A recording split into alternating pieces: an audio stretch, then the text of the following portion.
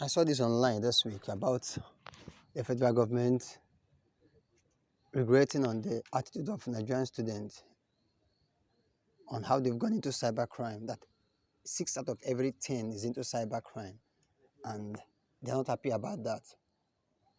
It's very discouraging and disheartening to see that the federal government has failed the Nigerian students and the youth at large. In Nigeria, where youth put efforts to get into good positions, good places, occupy good positions in the world space, represent Nigeria. And the country has not been able to provide for these youths. In every university, we have thousands of students fighting to stand out in different stratas in life, different departments, doing well. But at the end of the day, we have thousands of university graduates in the street without jobs. It is the sole responsibility of the federal government to provide jobs for citizens of its country. And Nigeria has much youths who are graduates in different fields, and there is no job. Time wasted, money wasted. Now, I'm not saying that the youths of this country should go into cybercrime or cybercrime is befitting, but the government has failed us, has failed the youths, has failed Nigerian youths. They can't afford a common job for a citizen, and you are questioning their livelihood, their means of income. See, if you cannot provide for anybody, you don't have the right to question what they do. If you feel that cybercrime is bad, then provide job opportunity for them. Provide a means for them to live out of whatever you don't want them to do. I want to say this, that people into cybercrime, we are pushed into it because of the government. Because if you don't provide for them, you expect them to fold their legs and watch their parents who has sent them to school die out of poverty. That someone sent you to school some of them come from a poor family, poor background, and they fight to send them to school. And at the end of the day, they cannot stand to give back to the parents that fed them, that saw them through schools. Is very bad. It's very bad. And on it, they are still asking that they should desist from what exactly? That you've made job provision for them. If they desist, what should they be doing? Are you going to put them on payroll? Are you going to be feeding their parents? I don't support whatever they are doing that you're talking about. What I'm talking about is you have to provide for them what they should go into, what they should do. There should be job available for them. If you don't want them to go into cybercrime, there should be job waiting for them. There should be job available to be able to keep their eyes off cybercrime. You don't tell them not to do it and not make a provision for them.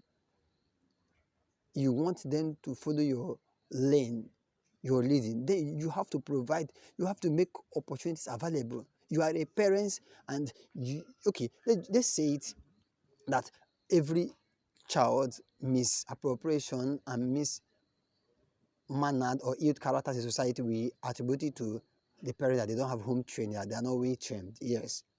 And then government not providing job for citizens is the fault of the government. It is their position, their sole responsibility. We should know our responsibility in society. It's their responsibility to make sure that youths have job, have work to do, have good livelihood.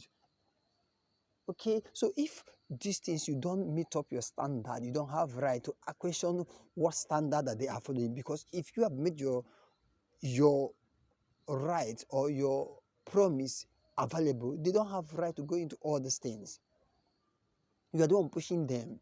You are the reason why they are into cybercrime. You are the reason why they are doing illegal jobs. You are the reason, the government is the reason why youths are not up and doing, if they feel so. Because if today you wake up today and make job available, we have youths that are not happy about what they are doing. The job some of them are suffering doing, some of them are doing it out of necessity. Then if you make an opportunity, legal and legit opportunity available for them, they will switch. They are able, but you cannot provide. Why are you questioning their livelihood? We go to school, people suffer.